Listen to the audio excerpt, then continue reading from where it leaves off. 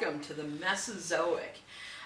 So we're still in the Phanerozoic overall the eon, but now we're in the Mesozoic era. And that's going to include the Triassic, Jurassic, and Cretaceous for an overall 186 million years of Earth history. So again, back to this time scale that we've seen so many times this semester, where Earth begins there, and this is today. The Mesozoic is this little green sliver there, and that's this Triassic, Jurassic, and Cretaceous. So one of the big things that happens tectonically in the Mesozoic is the breakup of Pangaea. In the last couple of lectures when we were looking at the Paleozoic, we were looking at how Pangaea came together. Now it's going to break apart to give us the Earth we know of today. And so just remember the whole Wilson cycle thing of ocean bases open and then they close and then they open again. Well, we're at the opening of an ocean basin now. And the breakup of Pangaea follows about 4 unique stages. In the Triassic, in stage 1, we have rifting and volcanism along normal fault systems. Right? Remember, divergent plate boundary, we get a continental rift developing. Normal faults are typical where you have tensional pull-apart stresses. So we start seeing these rift systems develop in Pangaea. Laurentia breaks away from Gondwana. So North America is breaking away from the southern continents. Mexico breaks away from South America, and the Atlantic slowly starts widening. At this time, though, Laurentia and Baltica, so you can think North America and Europe, are still stuck together. So this was when Pangaea was all together in the late Paleozoic. In this beginning of rifting, we see that Laurentia and and Europe are still stuck together, but Laurentia is breaking away from these southern continents. So we're starting to get the Atlantic Ocean forming right there, just starting to widen. Now in stage 2, in the next part of breakup, that is in the late Triassic into the Jurassic, Southern Africa and Antarctica break apart. Africa separates from India. India separates from Australia, Antarctica. Those 2 continents are still stuck together. And so that's what we're kind of seeing right here. The Atlantic is widening. Europe and North America are still together. South America and Africa are stuck together, but India is starting to split apart, and these have split from Antarctica. And then in stage 3, in the Jurassic, South America starts splitting away from Africa. India is starting to head up towards Asia. North America begins to separate from Baltica. And so we're kind of in between these two, where these are splitting. We're starting to get North America and Baltica splitting apart. There's India traveling really fast up towards Asia. And then in stage 4, the late Cretaceous to the very early Cenozoic, North America and Baltica finally split apart. Australia and Antarctica finally split, so these guys are going to split off, and Australia is going to move into its current position. India is going to hit Asia. And so that's our breakup of Pangaea.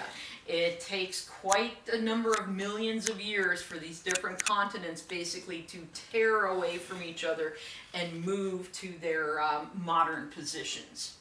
Now, let's focus especially then on North America, what's happening on our continent. Well, in eastern North America, we have those Appalachian Mountains are eroding, right? They formed during the time when Pangaea was assembling, and now Pangaea is breaking apart, and these things are simply slowly eroding away. But remember, North America is eventually going to rift, it's going to split away from Europe. And so we're starting to get some tensional forces in the late Triassic into the Jurassic, right? Pull apart forces in the east. And some fault block mountains and basins start forming. Remember your Horsts and Grabens from physical geology?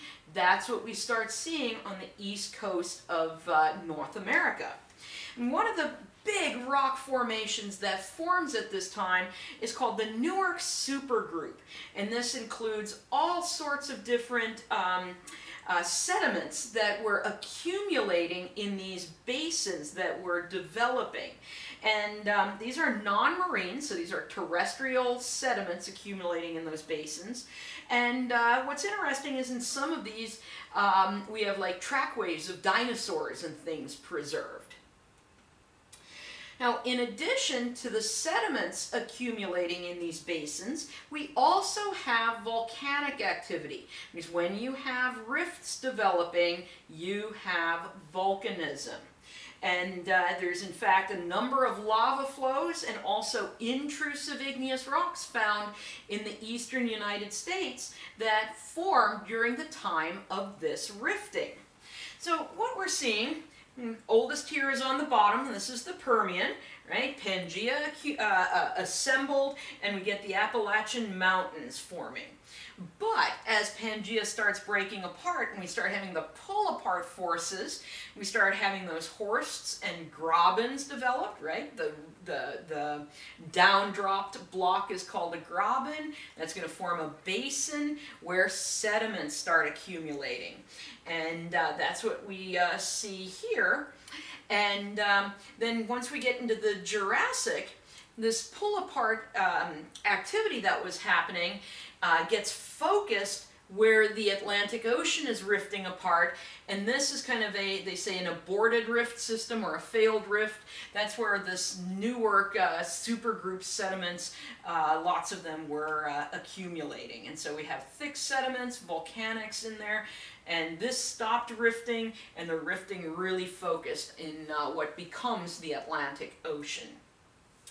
Now what this diagram is showing, we have the east coast of North America here, and in green, these are some of the igneous rocks associated with that rifting event. So those are places where you can go to see those igneous rocks.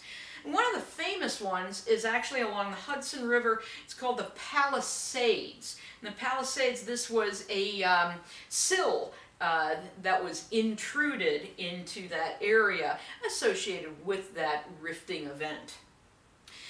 Now, geology oftentimes plays a role in human history because geology is basically shaping the planet we live on, right? And then we have to react to what the planet does or has done in the past. So let's look at one way that geology has shaped American history.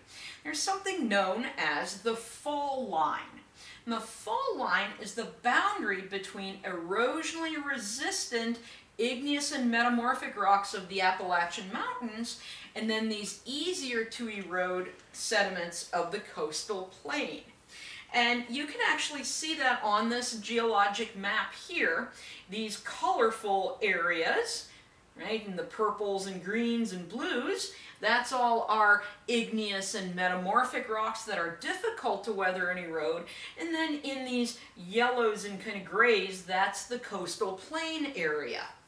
And why this is called the fall line is because we see a sudden elevation change there, right? Hard to weather and erode. Then there's the fall line where we have these like waterfalls and stuff, and then we have our coastal plain area. So what did this have to do with history? Well, when North America was settled, one of the main power sources were water wheels. And it's great to power a water wheel where you have this change in elevation. And so many of our colonial cities in the United States were founded on the fall line because it was a convenient place since it had a ready energy supply for those settlers. And so you can see right here's the fall line, and there's a bunch of these famous cities from colonial times in America. Now, the breakup of Pangaea also affected the United States in the American Civil War, in the Battle of Gettysburg. Some of the very hard-fought areas in Gettysburg were in a place called Devil's Den. And Devil's Den is the Jurassic Age Gettysburg Sill. So what you have, this is Devil's Den. This is igneous rocks that were placed in that rifting time. And this is where there were a number of Confederate forces, and they set up many of their sharpshooters there to shoot at the Union, especially the officers who were stationed on a hill, which was a very well-defended piece of land for the Union. And so in any case, that's the Battle of Gettysburg in part was shaped by these igneous rocks that were created as Pangaea ended up breaking apart. Now, what was happening in our neck of the woods in the Mesozoic? Well, let's look at the Gulf of Mexico.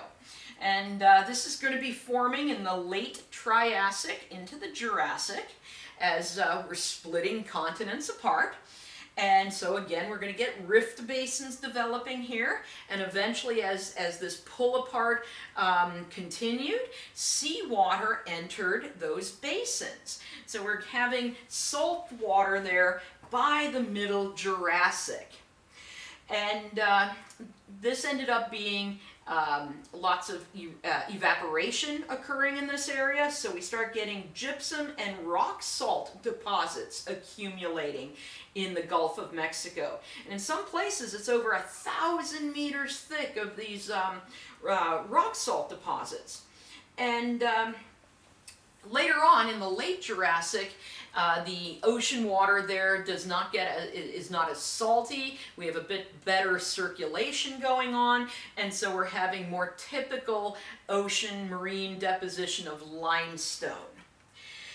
But because we have those thick salt deposits down there, we get what are called salt domes or salt diapirs. Diapir is D-I-A-P-I-R. And these are really important to the economy, especially here in Texas, because many of these salt domes are traps for oil, and much of the oil that's drilled in this part of the world is drilled on salt domes. So how a salt dome works? Salt is a strange rock because it is, first of all, very low density compared to other rocks. And then on top of that, when salt is under pressure, it behaves ductily. That means it can flow. And since it's low density, it wants to flow upwards. That's how these salt domes or salt diapirs work. All this rock is pushing down on the salt, and the salt starts rising upwards. And as it rises upwards, it's going to deform some of the rocks around it that it's moving through. And as it deforms those rocks, kind of bends them upwards like this, it creates places where oil can get trapped. Because this rock here is impermeable, this rock here is impermeable, and so the salt can rise and get trapped in those areas. And like I said, many of the oil wells you see around here are drilled on some of these salt domes. All right, so that's eastern North America, the Gulf Coast. Let's now travel to the western part of North America. Well, subduction is happening there, and it's a plate known as the Farallon Plate that is sinking underneath the North American plate. And what this does then is it adds exotic terrains to North America. Well, an exotic terrain is simply a block of crust that has its own unique geologic history. And basically exotic means it didn't really originally belong to North America. It has its own unique past to it. And as this subduction zone is on the west coast of North America, and we have the Farallon Plate sinking under North America, unsubductible pieces of crust, pieces that are too thick or too buoyant to subduct, those are these terrains. They get smashed on to North America. Now, if you look at a tectonic map of the world today, you'll note there's a small plate called the Juan de Fuca plate that's basically just offshore from Washington and Oregon. And then there's the Cocos plate, that's down towards Mexico. Those are remnants of this Farallon plate. They're kind of the last little bits of it that have not yet subducted. The rest of it subducted underneath North America. So since we have subduction occurring on the west coast, we're going to have some orogenies. We're going to have some mountain building events going on there. And this is going to be a very tectonically active part of the world. In fact, it still is tectonically active because it's still an active margin. But this all starts way back in the Triassic with the Sonoma orogeny. And so this goes from the late Permian into the Triassic, so it's Permo-Triassic, and it's deformation all the way from Alaska down to Nevada, with the majority or the most deformation focused in Nevada. And what happened was a volcanic arc, a terrain similar to, say, Japan or the Aleutian Islands or so, collided with North America. And when this island arc slammed into North America, we have a mountain building event, and that added 300 kilometers of land to the western margin of North America. And that's the Sonoma orogeny. Now, while this is happening, we also have a neat thing going on in the western U.S. This is when the petrified forest was being formed. And petrified forest is a national park in Arizona. And when the trees were petrified, this was a fluvial plain in a humid environment. Well, fluvial plain just basically means a big, broad, flat area with rivers flowing across it. And humid environment means it was very much like around here. You know, plenty of rainfall and nice river systems and so on. And so just like today in rivers around here, trees will fall into the river and they will get buried in the mud. I mean, you can see this in the Brazos River and the San Jac or the Mississippi. Trees die and they fall into the river and get buried. That's part one of creating all those petrified logs. The second thing that helped create all those petrified trees that are preserved there comes back to this orogeny, right? If we're having subduction going on in the west, we're going to have volcanic mountains like Mount St. Helens and Mount Rainier, right? But these are long, long ago in the Triassic. Well, those types of stratovolcanoes, they erupt ash into the atmosphere. And this ash would then land in the petrified forest area. And that ash ended up providing the silica, the quartz needed to petrify those buried tree trunks. So we had kind of the perfect setup in the Triassic to create this. We had the rivers flowing there, we had the trees growing there, getting buried, and then we had this ash coming in from these volcanic eruptions, providing the silica for preservation. And so petrified forest today looks like this, where you can walk around. Today it's a very arid environment, but you walk around and there are just chunks of petrified wood everywhere that were preserved in this big river system that crossed that part of the world. Here's some more of the deposits in petrified forest. These are mudstone deposits, so those would have been a floodplain of that big river system. So this is what the paleogeography would have looked like back in the day. So here's Nevada, here's Utah, here's Arizona, New Mexico. And this is where we have, the subduction happening, and we're going to be adding those exotic terrains. And here's these rivers that were flowing across the area. And so this is Arizona today. Petrified forest sits right about in this area, and that's that river that those trees were growing around. Now in far west Texas, you can see there was a river system there that was kind of part of this whole thing. So in the Petrified Forest National Park, the rock formation is called the Chinle Formation. Well, the equivalent of it out here is the Dockham Formation. And if you go into West Texas, you will see some petrified wood there as well, and also some preserved fossils of vertebrates. And we'll talk more about that when we talk about Mesozoic life.